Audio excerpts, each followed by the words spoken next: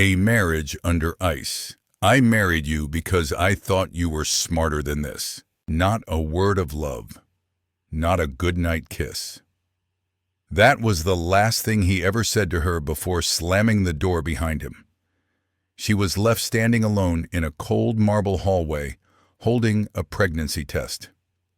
Her tears hadn't even fallen, yet shock had dried them first. Nathaniel Cole was the youngest black CEO ever to land on Forbes' 40 Under 40. Born in the slums of Chicago, raised by a mother who worked 2 jobs and died too soon. He fought his way to the top with nothing but sharp instinct and zero tolerance for weakness. In Nathaniel's world, emotions are liabilities. Trust is dangerous. Love just a valuation tool. But Amara Blake didn't fit any of those rules. She was the anomaly. A foster care survivor turned pediatric nurse, the only woman who'd ever held his brokenness and called it beautiful. They had once loved, deeply, fiercely, until one night she softly said, "Nate, I'm pregnant." He went quiet for 5 long seconds. Then he looked at her not like a husband, not even like a man, but like a stranger analyzing a threat. Terrible timing, not because he wasn't ready to be a father, but because last week his former assistant Justine had whispered something into his ear. "You really should check her schedule more closely. I saw her with your junior analyst." Very cozy. One sentence, one crack in his steel logic, and the man who trusted spreadsheets more than people shattered everything. Nathaniel filed for divorce. No yelling, no begging, just an email with a silent legal file attached and one last message. "You can have the house, the cars, the joint account. I'll take back my peace." Amara disappeared. No reply, no call, no legal battles. Not even a word about the child growing inside her. 3 months later, Nathaniel stood at the ballroom entrance of the Sterling Heights Charity Gala, a picture of power in his black-tailored tuxedo. Cameras flashed, champagne flowed, shareholders whispered his name with awe, and then she walked in, wearing ivory satin, her baby bump unmistakable, and her eyes colder than he'd ever been. The gala. The bump and the breakdown. Nathaniel froze. Time stopped. The clink of wine glasses, the flash of cameras, the string quartet playing Vivaldi in the corner, it all faded into silence. All he could see was her, Amara. She wasn't just glowing, she was untouchable. Her white gown flowed like liquid moonlight, accentuating the gentle curve of her belly. That belly, the very proof he had once dismissed as bad timing, or worse, deception. She didn't look at him, not once. She walked past the entrance arch, past the gold sponsor plaque, bearing his name past the heads, turning like dominoes behind her. She smiled politely at strangers, nodded at the donors, and accepted a glass of water from a waiter with grace that stunned the room. Nathaniel's heart slammed against his ribs like a prisoner trying to break free. She kept it. The baby. She kept the baby. He felt something burning in his chest, shame, regret. He wasn't sure. He hadn't felt anything this human in years. The gala became a blur. Board members tried to greet him, he barely registered their words. Photographers asked for pose shots. He declined with a stiff shake of the head. But then came the final blow. She took the stage. The host introduced her as a guest speaker from the Healing Mothers Foundation, a nonprofit supporting single expectant women facing abandonment. Nathaniel felt the air choke in his throat. Did she plan this? Did she know I'd be here? Amara stepped up to the mic, poised, soft-spoken, unshaken. 3 months ago, I found myself alone. Not because I chose to be, but because someone else chose to doubt me. I was told I was lying by someone who once claimed they'd give their life for mine.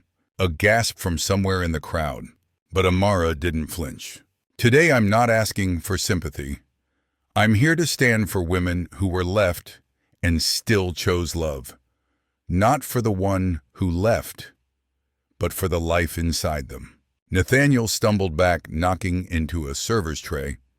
A glass shattered. Eyes turned, gasps, murmurs. But he didn't care.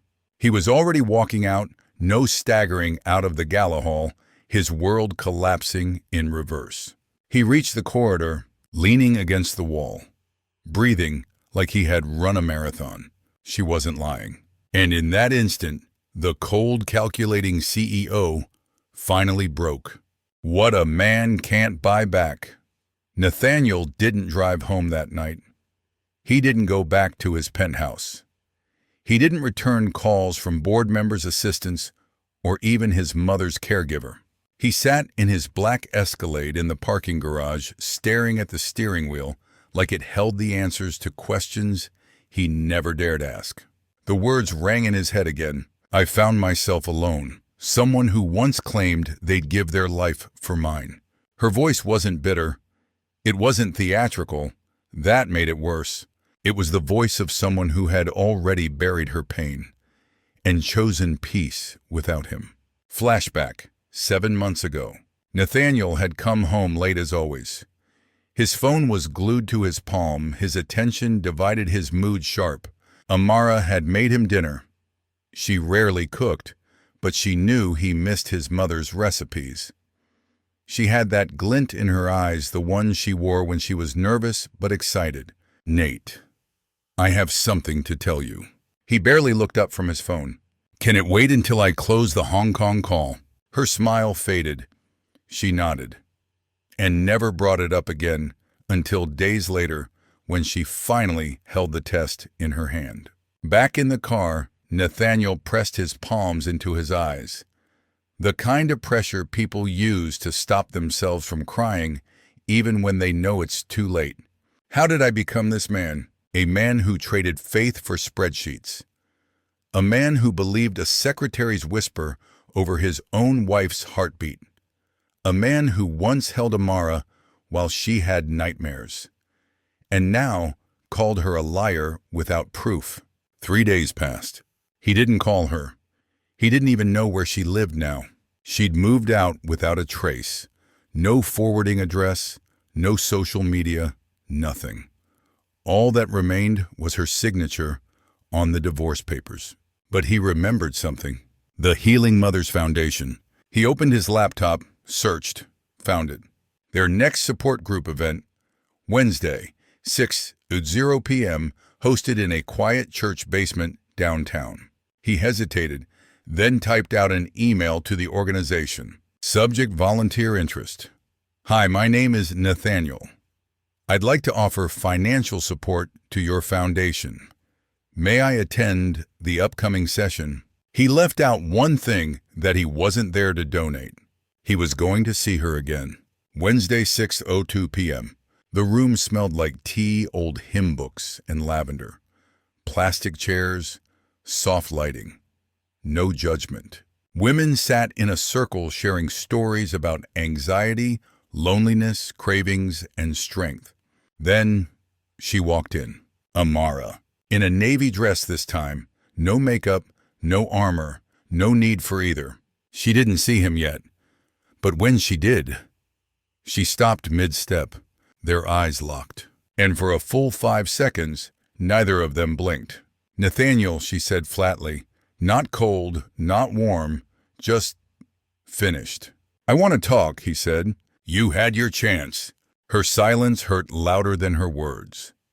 The circle fell quiet. Women glanced at each other. Some exchanged knowing looks. One of the older volunteers gently stood and said, "Let's take a 10-minute break." Chairs shuffled. Teacups were refilled. Conversations hushed. But Amara stayed frozen. So did Nathaniel. She didn't move toward him. She didn't retreat. She just waited.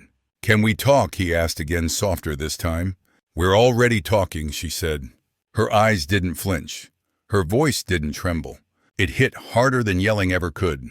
They stepped outside to a small stone walkway behind the church where spring air carried the scent of cherry blossoms just beginning to bloom. Nathaniel shoved his hands into his coat pockets like a boy sent to the principal's office. "I didn't know you were going to speak that night. I didn't know you were going to leave me pregnant," she replied. Silence. Not bitter, just final. He tried to look her in the eyes, but hers had shifted not into cruelty, but distance. The kind you can't close with words. "I made a mistake, Amara, a terrible one." "You didn't just make a mistake. You made a choice." He swallowed hard. "I thought someone told me." "Let me guess." She cut in Justine. That name burned on her tongue like poison she refused to swallow. She hinted things. "I got paranoid. I couldn't think clearly." "No," Amara said. "You thought very clearly. You thought clearly enough to hire a lawyer, sign documents, pack my things while I was still sleeping." That last one hurt most. He remembered it. That morning she'd been curled on their bed, one hand over her stomach, the other under his pillow, the way she always slept when she felt safe. He'd left the papers on the counter like a coward. "You used to be the safest place I had," she said. "But the moment I needed you to believe in me, you folded like I was just some intern trying to trap you." Nathaniel's throat tightened. I know I failed you." "No," she corrected gently, "you failed him." She placed her hand on her stomach. That was when it hit him, truly hit him. This wasn't about her anymore. This was about the child he denied, the life he walked away from, the legacy he tried to erase before it began. "Do you want to know if it's a boy or a girl?" she asked. He looked up, nodded. "It's a boy," she said, her voice softer now. "He kicks a lot when I listen to Coltrane. Just like you." Nathaniel nearly crumpled. "Can I see him? Be there?" "Try again." She took a long breath, looked at him. Trying again means more than showing up. It means staying. It means accepting that some bridges you burned won't ever look the same. He nodded slowly. The words sank deep. She turned back toward the door. "You can come in, but only as a listener tonight." It wasn't forgiveness, but it was an exile. And for the first time in months, Nathaniel took a step forward, staying in the silence. Nathaniel sat in the back of the church basement.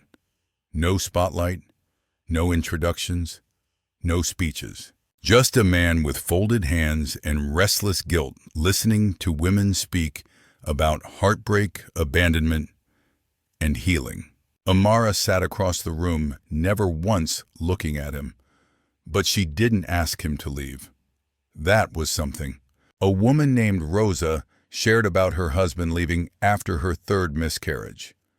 Another Camille talked about being ghosted after telling her boyfriend she was 5 weeks pregnant. Nathaniel listened to it all. And for the first time in a long time, he didn't think about business models, mergers, or optics. He just listened. And what he heard humbled him, because his story wasn't rare. It was too common. After the session, Amara didn't linger. She slipped out quickly, as she always did, the quiet type never craving attention. But Nathaniel followed, keeping his distance. "I'm not here to chase you," he said gently when she noticed him. "I just wanted to say thank you for letting me sit in." She nodded, her expression unreadable. "I meant what I said," he continued. "I want to be there. For him. For you. Even if it's just outside the door." Amara finally looked at him. "It won't be just outside the door if you mean it," she said. "Then tell me how." The next week, Nathaniel showed up again. And again. He brought donations quietly. Never spoke in the circle. Never drew attention. But he carried boxes, cleaned chairs, ordered snacks. He listened, watched, waited. Amara didn't speak to him for 2 weeks, but he noticed that when she entered the room, she didn't avoid eye contact anymore. Flashback, their first date. Years ago, before he had his first company valuation, before the suits and the strategy, Nathaniel had walked Amara home from the hospital cafeteria where she volunteered nights. "You don't talk much," he said back then. "Words are expensive," she smiled. "And I only invest in people who earn them." Present day, Nathaniel was earning them slowly, not with grand gestures, but with something rarer: consistency. One night she finally said his name, not coldly, not sharply, just like a name. "Nathaniel, I have a prenatal appointment next week. It's a checkup." He blinked. "You want me there? I want to see if you show up." That was it. Not forgiveness, but a window. The appointment. He arrived 15 minutes early, sat in the lobby, nervous. When Amara entered, she didn't smile, but she didn't look surprised either. They sat in silence. Then the nurse called her name. "You can come too," Amara said. And just like that, he stepped into a room he thought he'd never earn. A heartbeat echoed through the monitor. Tiny, strong, rhythmic. It shook him more than any boardroom deal ever had. "That's him," the nurse smiled. Nathaniel's eyes stung. He reached for Amara's hand, not grabbing it, just offering. She didn't take it, but she didn't pull away either. Proof that change stays. The heartbeat stayed with him. That night, Nathaniel couldn't sleep. Not because of anxiety, not even guilt, but because that tiny sound, fast, sure, alive, had cracked something wide open. It was real. He was real. His son. The next few weeks, Nathaniel showed up to every appointment, to every support group session, even to the birthing class that made him feel wildly out of place among expecting couples holding foam dolls and breathing through contractions. Amara said little, but she noticed everything. The way he waited for her before entering buildings. The way he kept space but never distance. The way he never tried to erase the past just to carry some of it for her now. One night after group, they stood outside under a soft April drizzle. She had forgotten her umbrella. Nathaniel held his over her, not saying a word. After a long pause, Amara finally spoke. "You didn't just hurt me, you know." "I know. You hurt who I was with you." He looked at her. "And who was that?" "Someone who believed in things without needing proof. Who believed love would defend her, even when the world didn't." She didn't cry, but her voice trembled. "I want to get her back, but I don't know how." Nathaniel swallowed hard. "Then let me stand here while you figure it out. I'll wait." Flashback. His mother's house. Years ago. His mother used to say, "Son, any fool can say sorry. A man stays long enough to prove he meant it." He never understood it. Until now. 6 weeks to due date. Amara started texting him. Just small things at first. Ultrasound rescheduled to Thursday. Doctor says he's measuring ahead. Can you pick up prenatal vitamins? Then one evening, kick counter says he's doing backflips. Want to feel? He came over hesitantly. She let him place his hand gently against her stomach. Then thump. He froze. "He's saying hi," she smiled faintly. Nathaniel looked at her stunned. "He's strong. He gets that from me," she teased softly. It was the first time she joked since the divorce. But he wasn't the only one changing. Amara had spent months building walls, not just against Nathaniel, but against her own hope. Because hope had hurt. Hope had let her believe a love like theirs couldn't collapse. But the man before her now, he didn't look like the one who left. He looked like the boy who once held her on a bus at midnight, whispering, "I'll never be like my father." Maybe, just maybe, he was finally becoming the man he promised to be. Then came the knock. Late one Friday, Nathaniel opened the door to his condo and froze. It was Justine, the former assistant, lipstick perfect, purse on her wrist, smile like a blade. "Nathaniel," she purred. We need to talk. About Amara and the baby. The lie that broke everything. Nathaniel stood in the doorway, his hand gripping the handle so tightly the wood creaked. Justine, polished, calculated, and exactly the kind of person he used to trust, not because she earned it, but because she knew how to mimic control. "What do you want?" he asked, voice like steel. She stepped inside, uninvited, glancing around like she owned the place. "Relax," she said. "I'm not here to cause trouble. I just thought you should know the truth, or at least the part you never bothered to ask about." He didn't offer her a seat. "You told me Amara might be cheating.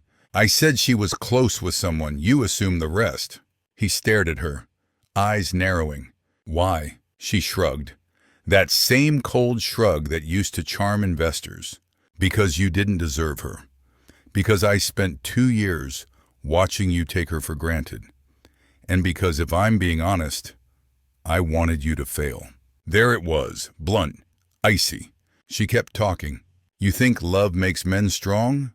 No, it makes them stupid. You were getting soft, making dad jokes in board meetings, coming home early, skipping red-eye flights to stay with her when she was sick." She laughed bitterly. "You were becoming human, Nathaniel. And men like you don't get to be both powerful and in love. You lose everything trying." He could barely breathe. "You lied to ruin me." "No," she said. "I told the truth you wanted to hear." Flashback. The whisper. He remembered it clearly now. Justine leaning in, her voice honeyed and sharp. "Watch her schedule. Watch who she has lunch with. That junior analyst seems awfully attentive." She never said affair, never said proof. But he had taken the bait willingly because deep down he had been afraid. Afraid to be needed. Afraid to be known. Afraid to believe he could be loved without being perfect. So he chose suspicion over faith. Control over vulnerability. And now he was standing in the wreckage. "You need to leave," he said. "Already did," she smirked, stepping toward the door. Then she paused. "But hey, congrats. I saw her speak at the gala. She's better without you. Maybe the baby will be too." She walked out. He didn't follow. The next day, he didn't text Amara. He showed up at her apartment building holding nothing but a folded piece of paper. When she opened the door, her expression tightened. "What's wrong?" He held the paper out, his handwriting scrawled in uneven lines. Not a speech, not a letter. Just a confession. Everything I should have said, and everything I let myself believe. She read it, quietly, carefully. It told the truth about Justine, about how easily he let fear masquerade as logic, about the parts of himself that still needed growing, about how he didn't deserve forgiveness, but wanted to earn presence. When she finished, she didn't cry. She just said, "I already knew. I just wanted to see if you'd tell me." The hospital. 2 weeks later, labor, screams, sweat, surgeons, beeping. Nathaniel sat outside the delivery room, his hands shaking. But when the nurse came out and said, "She wants you," he didn't hesitate. He ran in, held her hand, whispered her name. "You're here," she panted. "I'm not leaving again." And then a cry, small, fierce, alive. Their son. Nathaniel held him for the first time. Tiny fingers curled against his chest, his entire body stilled. And Amara, pale, exhausted, looked at them and whispered, "Welcome, King." A name, a promise, a chance. They named him King Elijah Cole. Not because they wanted him to rule anything, but because they wanted him to never forget. He came from brokenness and still rose. Nathaniel sat by the hospital bassinet for hours that first night. He didn't go home, didn't open his laptop, didn't call his assistant. He just stared at the tiny boy who yawned like the world wasn't heavy, who clenched his fists like he was ready to fight for everything his father had once thrown away. Amara slept nearby, exhausted. The silence was full, not empty, full of truth, of ache, of new beginnings. 2 weeks later, they didn't move in together. They didn't kiss like in movies. They didn't call it getting back together. They called it co-parenting. For now. Nathaniel showed up every morning at 7:30, washed bottles, changed diapers, watched YouTube videos on how to soothe colic. He didn't ask for more. He earned space by respecting hers. And slowly, gently, the lines began to soften. Flashback. Amara's journal. Unread but real. He wasn't a monster. He was just a man who got scared. But I'm not a girl who can be scared into silence anymore. 1 month later, they took King for his first doctor's visit together. The nurse smiled as she handed Nathaniel a clipboard. Father's name. Nathaniel filled it in slowly, carefully. Then, without being asked, he added, "Emergency contact Amara Blake, still the strongest person I know." Amara noticed. She didn't say anything, but later that night she texted him, "We're going to a park tomorrow. Want to come?" He answered instantly, "Yes, always yes." 6 months later, it wasn't a movie ending. There was no dramatic proposal, no violins. But one morning while feeding King mashed bananas, Amara turned to him and asked, "Do you still love me?" Nathaniel paused. "More than I ever deserved to. And hopefully, in a way, I'm finally learning how to show." She nodded, and this time she took his hand. Epilogue. 1 year later, a photo sat on the fireplace mantel. Nathaniel, Amara, and King sitting under a tree. No designer suits, no luxury bags, just grass, laughter, a half-eaten ice cream melting down King's arm. Below it was a sticky note in Amara's handwriting. "Love is not perfect, but if it learns to stay, maybe that's enough." If you believe stories like these can restore hearts, remind people that healing is possible, subscribe to Real Father Story for more. The end.